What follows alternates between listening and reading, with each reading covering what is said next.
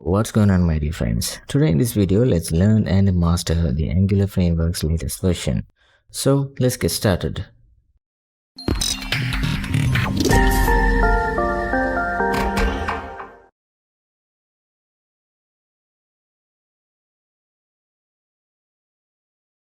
Alright, hope you guys now have a clear picture of class binding. Now let's move on to our next topic in this Angular full course, which is style binding.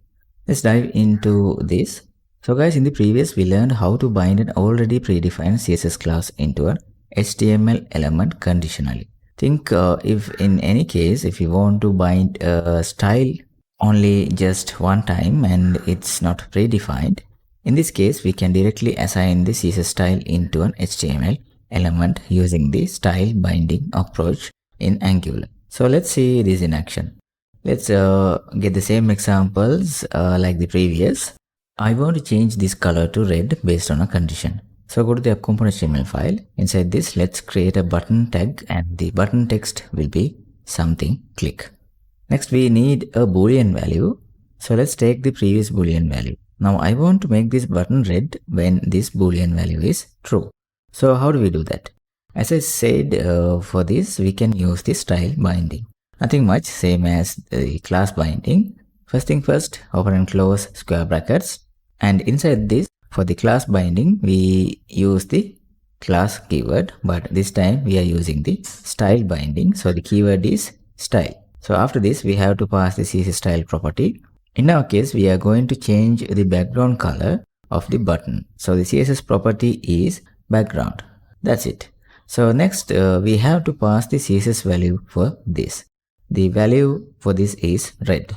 So after this, equal sign and the value inside the single quotes red. That's it. So save this and go to the browser. As you guys can see here, this button is red, which means our style binding is working as we expected. Wait a minute, guys. Am I right? Is this working as we expected? No, right? In here, we didn't pass any condition that we want to display this red color. So this red color will apply to this button when even this boolean value is false. Of course, there is no connection between these two style binding and this with this boolean value. So now the question is, how do we pass the logical condition to this style binding? Very simple. For this, we have to use the ternary condition operator, which is simply one line of if-else condition. So let's do this. First, we have to pass this statement, which is this boolean variable. After this, if this value is true, we have to set red color. So we define that using the question mark. So next we have to define the else statement. If this is not true, let's set this background color to green. So we define the else statement with a colon symbol. So after this colon and the value is green, pass this inside of quotes, same as this. Looks perfect. So save this and go to the browser. As you guys can see here, now this button is in red color because this boolean value is set to true. Now change this to false. This time, as you guys can see here, this button background color changed to green color. Perfect, right? Guys, before we move on to the next chapter, let's look at this. In the style binding, we added the CSS property. So after the style bind, right? For this example, we use the background CSS property. Think if any case, if you want to use background color CSS property, how do we do that? In CSS file, we use this background color, something like this, with this slash icon, right? But when we use this with the style binding inside the HTML file, we cannot use this background color with this slash icon. So we have to use this something like this, background color with uppercase C, right? So save this and go to the browser. As you guys can see here, this is working as previous, which means this is working without any issues. If I change this like CSS background color with dash, so now this is not working. So guys, in order to work with style binding, we have to use the CSS properties without adding the hyphen symbol or the dash. We call this DOM style properties. So you guys can find all the DOM style properties in this website. Go to the Google and search this DOM style properties and go to this first result. In here you can find all the list of DOM style properties, so you can get an idea about DOM style properties in this website. So hope you guys got the idea. So now hope you guys have a clear idea about style binding in Angular. So now let's see how we can bind multiple styles of an HTML using Angular style binding. So in the previous, we set the background color to this button. In this lecture, let's see how we can set the border to this button. Same approach as the class binding, we have to bind another style binding to this button. After this first style binding, open and close square brackets, the bind is style, so pass it here. Next is CSS style property. We are going to set a border to this, so the CSS property is border. Guys, as you know, for this we have to pass the DOM CSS property. So for the border, both CSS property and the DOM are same. So pass border here. Next we have to pass the CSS property values and the condition. So inside the double quotes, pass the condition, which is this is active, and next we have to pass the value. So if this is true, we represent this with question mark. So if this is true, set the border value. Inside single quotes, pass the value. Let's set the border thickness to 3 pixels and border type is solid, and the border color will be something yellow. Next, in order to work this, we have to define the else statement as well. Otherwise, this will not work. So pass the false statement here, which is represent with the colon symbol. So after this, just simply pass an empty statement. So that's it. Save this and go to the browser. When it's true, this loaded the both styles that we bound to this button using the Angular style binding approach. So guys, like this, you guys can bind as many as styles that you guys want to this button. That's it for this lecture. Let's move on to the next chapter. Alright, before we move on to the next lecture, let's look at the difference between class binding and the style binding. So guys, with the class binding, we conditionally applied CSS classes to an element. But with the style binding, we conditionally applied only CSS properties. So in our example, we applied multiple styles in the both bindings approaches, right?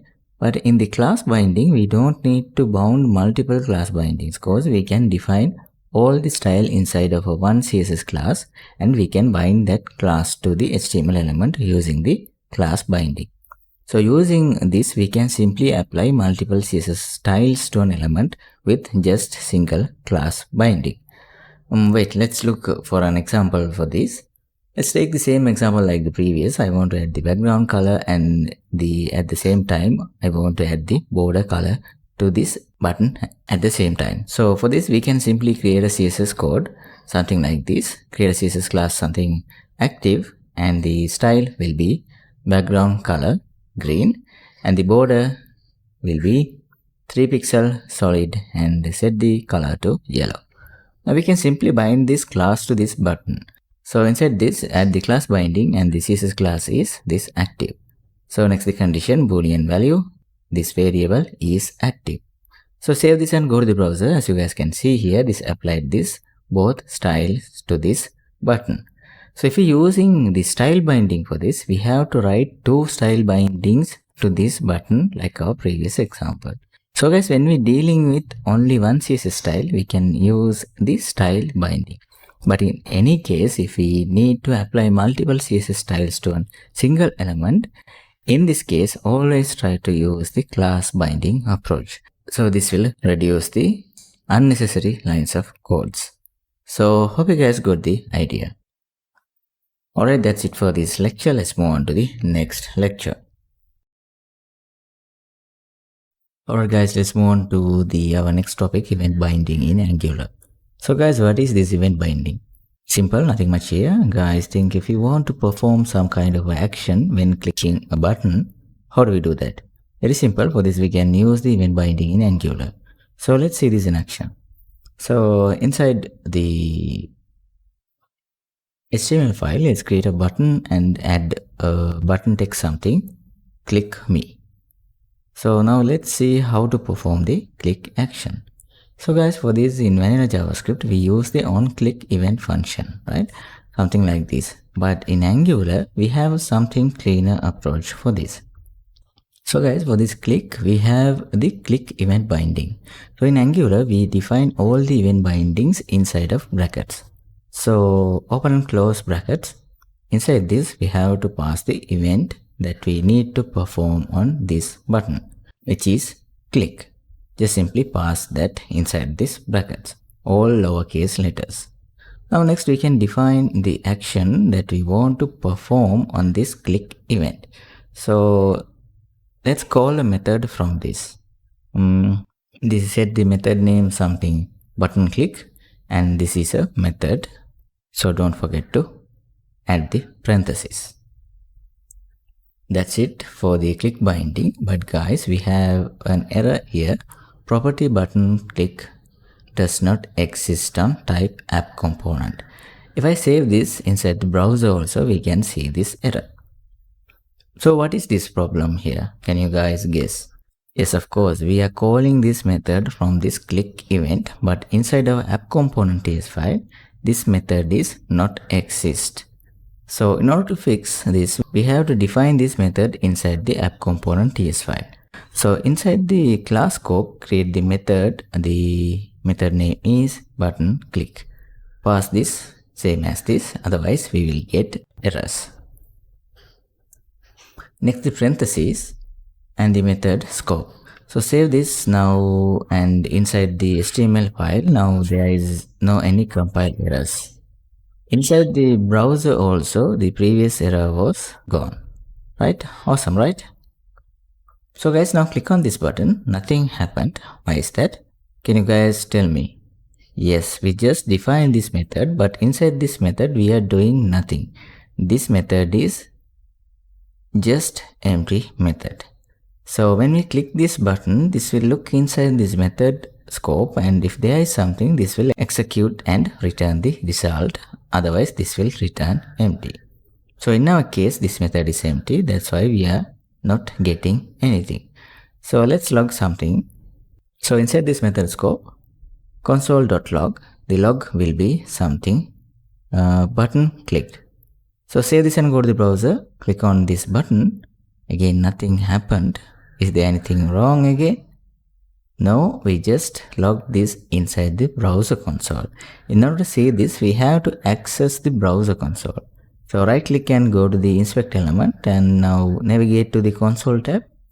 From this browser developer tools, as you guys can see here, inside this console, we can see our log button clicked. So let's click this button again. As you guys can see here, this logged our message inside the console again. So which means, guys, this click event is working as we expected. So guys, this is what we call event binding in Angular. So we can use event binding to perform any user actions such as click, hover, keyboard, key press, etc. etc. So simply this is what we call event binding in Angular. Alright, in this lecture, let's look at more event binding examples. We already looked at the click event. Next, let's see mouse hover event. So for this in Angular, we can use the mouse over event binding. So remove this click event and add the mouse over event. Save this and go to the browser. When I hover this button, we got this message printed on the browser console. Like this, we have so many events in Angular. You guys can check them one by one. I am not going to cover all the events in this lecture. Alright, next let's look at another special event, which is keyboard events. Under this, we can find many events. From this, let's look at the key up event with an example. So think if we want to show a message when we hit the keyboard enter key. So how do we do that? As I said, for this, we can use the key up event binding. So let's see this in action. In order to check this, first thing first, we need a text field, right? So this time we're going to work with the key up keyboard event. So down here, let's create the input field. The input field type will be text. Next, we want to capture the event. For this, we're going to use the keyUp event. So inside brackets, pass the event name keyUp. After this, let's call a method from this. For this, let's use another new method. So name this method something key enter. So after this, don't forget to add the parentheses. So we are getting this error because this method is still not exist in our application. So let's create this method. Inside the app component ES file, create the method. The method name is key enter. And after this, add the parentheses. So at last, don't forget to add the method scope. So now inside this, like the previous example, let's simply add a log. So console.log, and the log message is something key pressed. That's it. So now save this all and go to the browser. As you guys can see here, we got this input field. So now inside this, type something. Look inside the browser console. Each time I press a key on the keyboard, we are getting this key pressed log message printed inside the browser console. Awesome, right? So this is how this keyUp event works. So guys, next what I want to do is I want to show a message when pressing the enter key. So how do we do that? Let's see this in next lecture. Alright, so now let's see how to show a log message when we press the enter key. For this, we have to capture the key that we pressing on the keyboard. So how do we get that? Very simple. For this, we can use the key code. Guys, there is a unique key code for each and every key in the keyboard. So we can capture that and filter out what we are currently pressing on the keyboard. So let's see how to capture this key code. For this, guys, first we have to pass the event object to this method. So what is this event object? Each and every element in HTML has its own, by default, an event function. So when a user interacts with an HTML element, this will trigger that event function and return some useful data about that event. So guys, this is not to do anything with Angular. This is just a basic of JavaScript, right? Alright, so let's move on. Now what I want to do is I want to pass that event object to this method, because we are going to filter this inside this method, right? So how do we capture that event object? Very simple. By default, this will capture that event object and store it inside of an object variable, which is the $event variable. So we can pass that to this method as a parameter for this object. The event variable is $event. As you guys can see here, we are getting this error. Why is that? Yes, of course, we are now sending a parameter for this method, but inside this method, we are not capturing that parameter. So in order to fix this error, we have to capture this parameter. So go to the app component ES file and capture the event parameter variable. So inside this parentheses, the parameter variable, create something parameter variable event. Set this type as an object, because we are receiving an object from this. Next, let's log this event parameter variable here. We can see what we are getting from this. So after this, add a console.log and the parameter variable is this event. So that's it. Save this all and go to the browser. Now type something on the input field. As you guys can see here, this time we are getting this keyboard event object printed here. So guys, this is the collection of data that can be obtained when a user perform a keyUp event. So now expand this. Inside this, we can find so many objects data, but for this lecture, we will focus only this key code.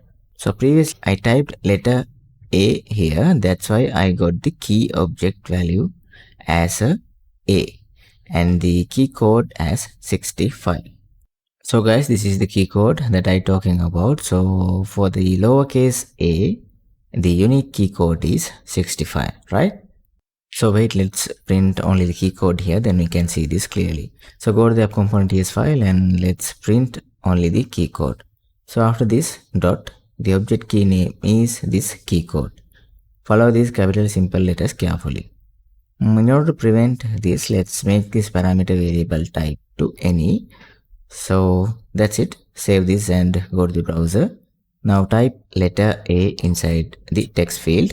As you guys can see here, this time inside the browser log, we can only see this key code. Okay, now if I press the enter key, I will get this key code 13, which is the unique key code for the enter key. So guys, using this, we can filter out the enter key press and we can show the message. So let's do this. Inside the component.ts file, now inside this, let's add a if-else statement, filter the key code. So if the condition is we have to check this key code is equal to 13 or not. So event parameter variable dot key code equals and pass number 13 here. So inside this create a log and the log message will be enter key pressed. Let's remove previous logs. Save this all and go to the browser. Type something inside our text field. We are not getting any logs inside the browser console. Now press enter key. As you guys can see here, this printed this pressed enter log inside the browser. So guys, with this we are filtering the key up event only for the enter key. So hope you guys got the idea. Alright, so in the previous lecture we did this key up event filtering for enter key press. So for this we use the traditional JavaScript approach. But guys, in Angular we have a cleaner and easier approach for this event filtering. So let's do this. For this, let's create another input field so you guys can find the difference. Down here, create a input field. The type will be text. Next, let's do the key up event. Inside brackets, the event is key up.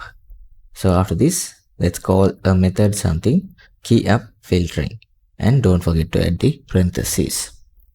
Next, inside the app component.ts file, create this method. The method name is key up filtering and the parentheses. After this, add the method scope. Now inside this, for now, just log key up event filtering. Now save this all and go to the browser. Now as you guys can see here, inside our second input, if I type something, we are getting this log. Perfect.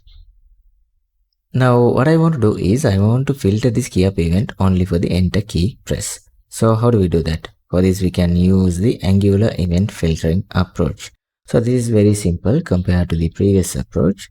So inside the HTML file, after this key up event binding, add this dot enter. So guys, with this we are telling to this event binding to trigger when only user press the enter key. That's it. Simple, right? So save this and go to the browser. As you guys can see here, when type letters inside this input, we are not getting any logs printed inside the browser console. But if I press the enter key, as you guys can see here, we got this log message, which means the key up event is successfully filtered to work only when user pressed the enter key. So guys, this is a very clean and just single line of code to compare to the previous approach. So this is what we called event filtering in Angular. So this will work with all the events binding in Angular. So guys, before we move on, a small question for you guys. Think if in any case, if you want to filter this event when user pressed the letter A on the keyboard, how do we filter this? Can you guys tell me? Yes, of course, we can simply modify this key up event binding filter to A. Remove this enter and replace this with the letter A. So that's it. Save this and go to the browser. As you guys can see here, this time this event binding is working only when I press letter A on the keyboard. Awesome, right? So guys, this is the simple use case of event filtering approach in Angular. Let's move on to the next lecture.